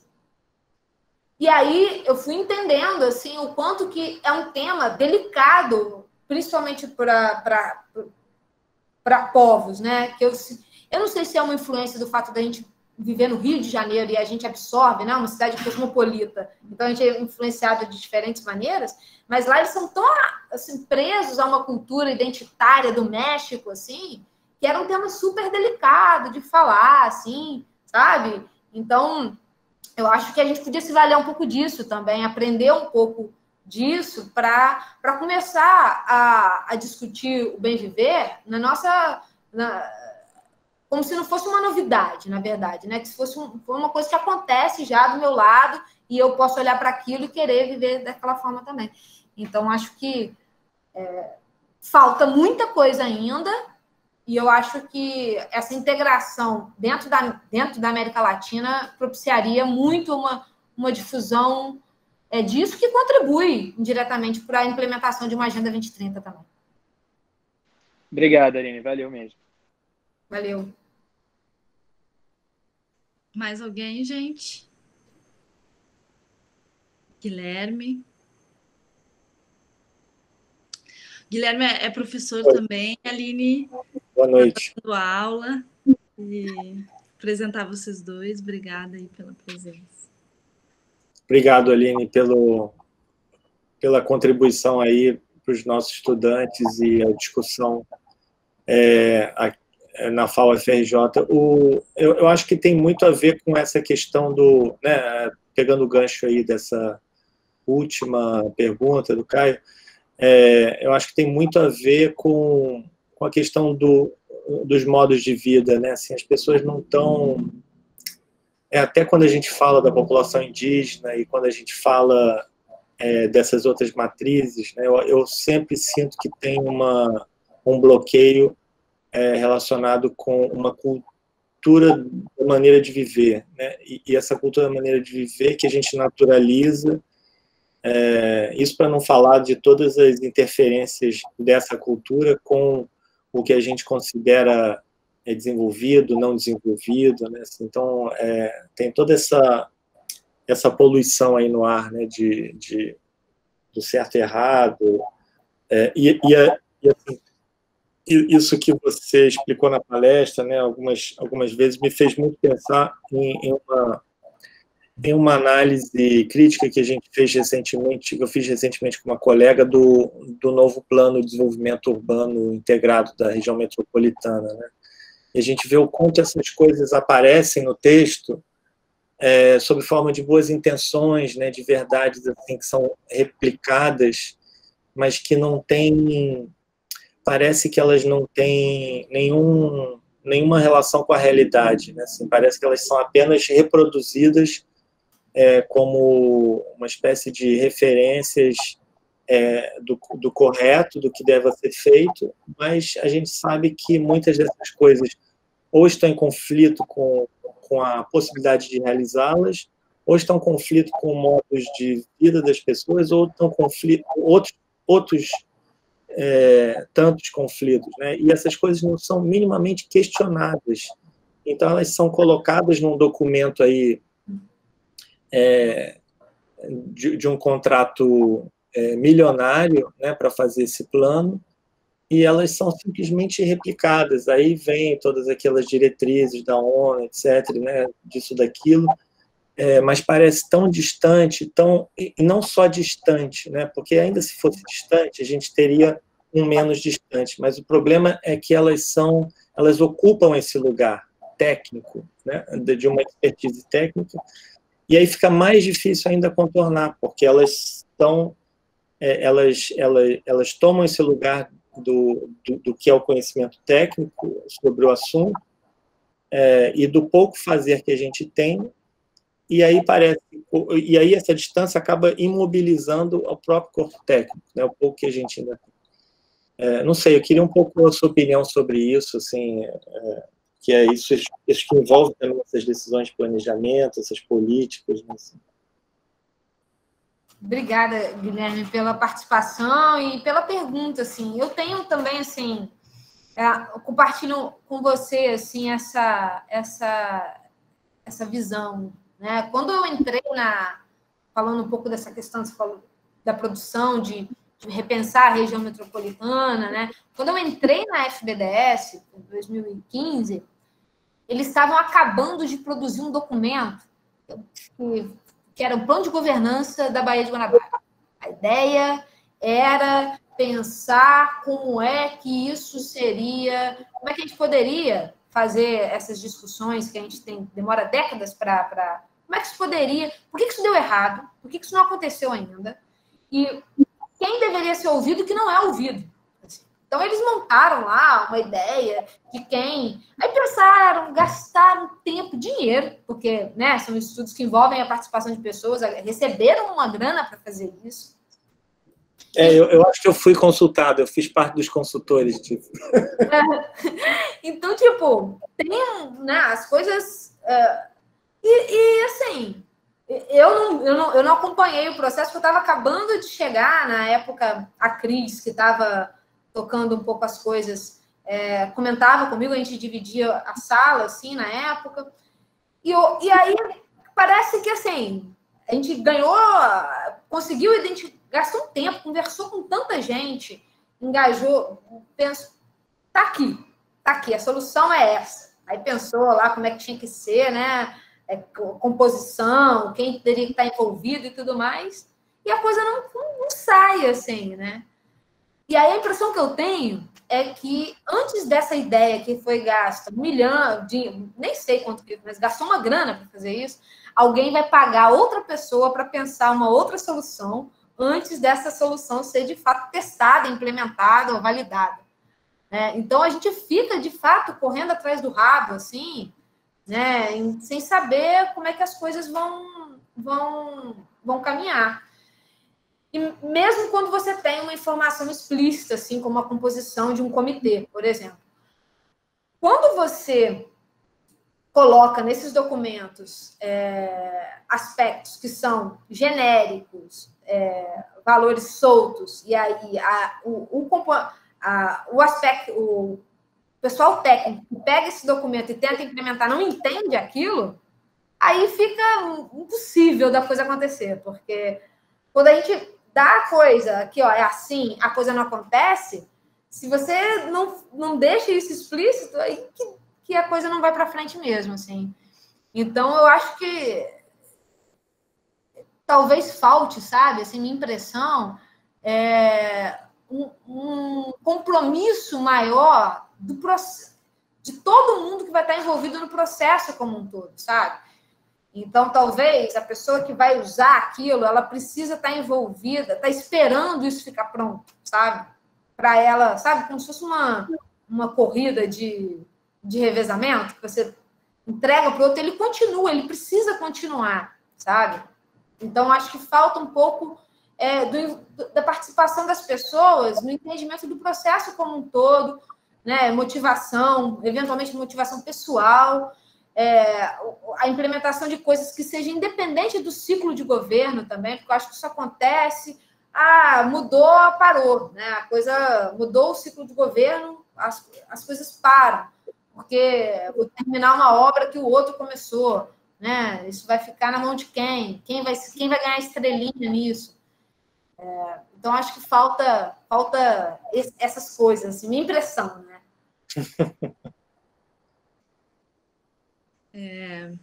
Eu vou só fazer um comentário, né, para a gente encerrar. Eu até tinha uma pergunta, mas eu acho que vai abrir para uma outra coisa, né? Deixo para uma outra oportunidade.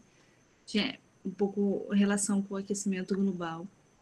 Mas a partir assim do que vocês estão falando, né, eu fico pensando, a gente aqui em PA1 está com esse exercício de que eles pensem um equipamento relacionado à água no seu próprio bairro, né?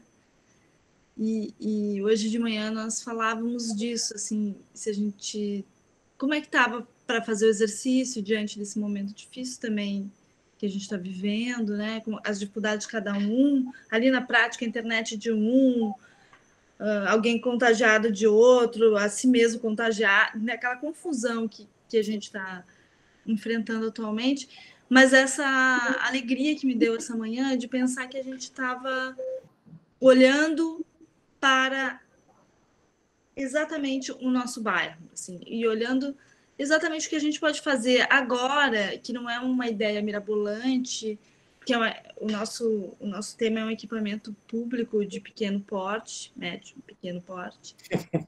Então, não é um... Oi? Há controvérsias, né? Há controvérsias. Não, mas a ideia é pequena. Médio, pequeno, não sei. Mas, enfim, essa ideia de a gente poder pegar o problema para a gente, né? Nesse sentido que eu quero dizer aqui,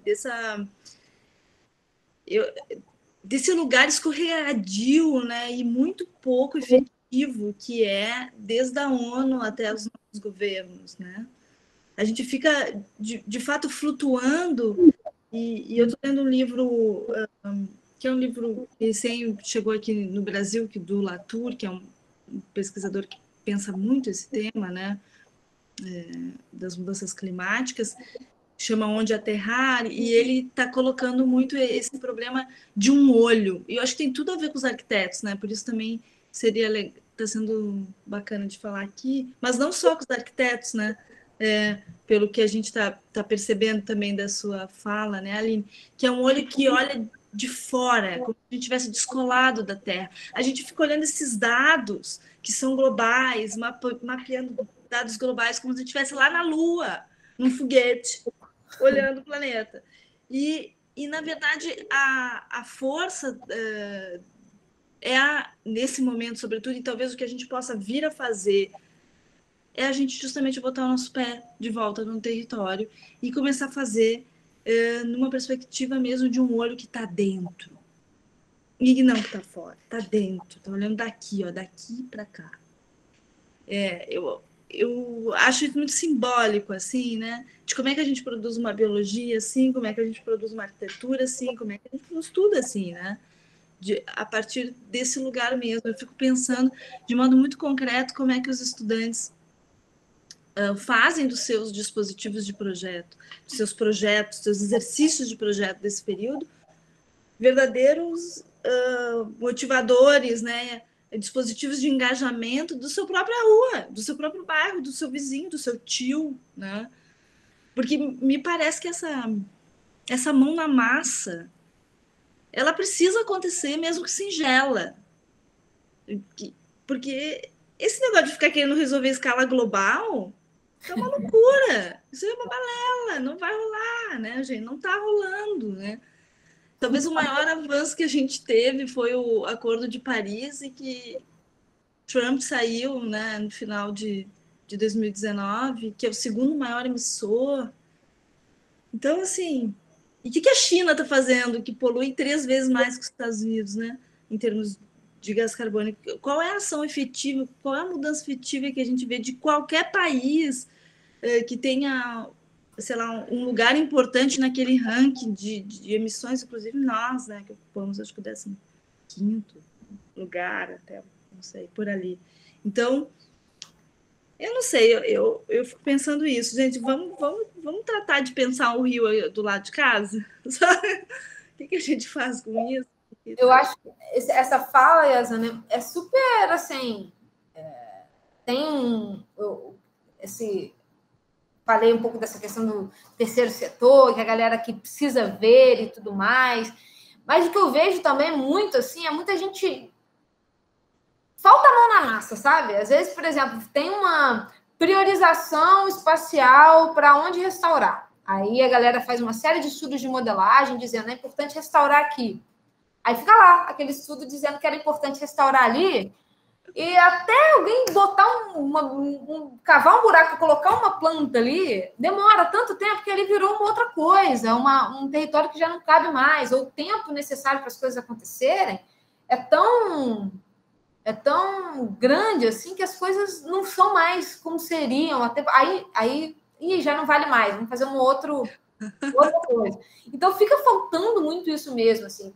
Talvez essa perspectiva que você falou, né, da gente olhar o nosso entorno e pensar as soluções que funcionam ali, colocar aquilo na massa, fazer aquilo acontecer, ajustar aquilo ali e dar escala a isso num outro momento, talvez seja uma forma de ser mais bem-sucedido em fazer as transformações globais que a gente precisa, do que talvez uma coisa onde vem umas soluções globais que não podem ser implementadas localmente, porque não rola, é o que você falou, a coisa não está rolando, porque tem uma série de especificidades, e a coisa fica flutuando ali, ideias que vão aparecer numa linha, num relatório, num documento, como o Guilherme falou, que a gente não sabe o que faz, como é que aquilo se torna uma ação.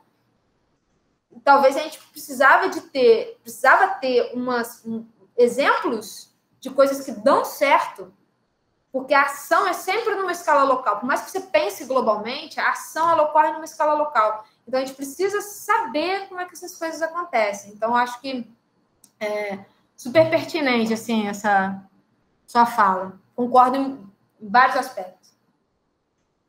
Então, eu queria agradecer, Aline, sua participação aqui. Muito obrigado. Agradecer a todos que ficaram e vieram para esse papo.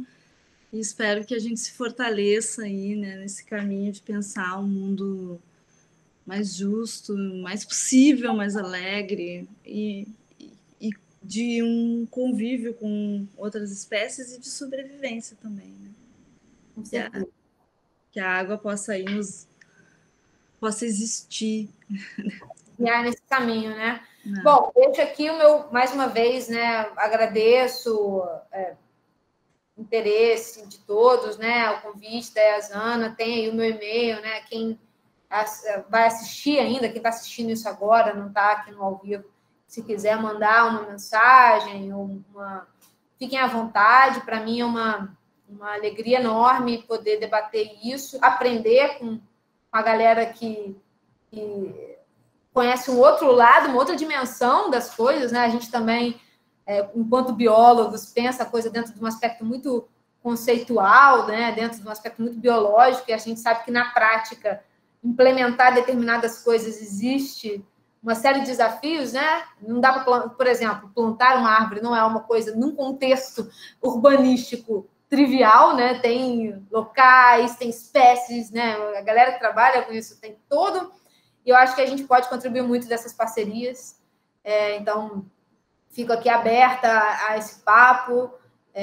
E, mais uma vez, obrigada pelo convite mesmo. Maravilha. Eu vou parar a gravação.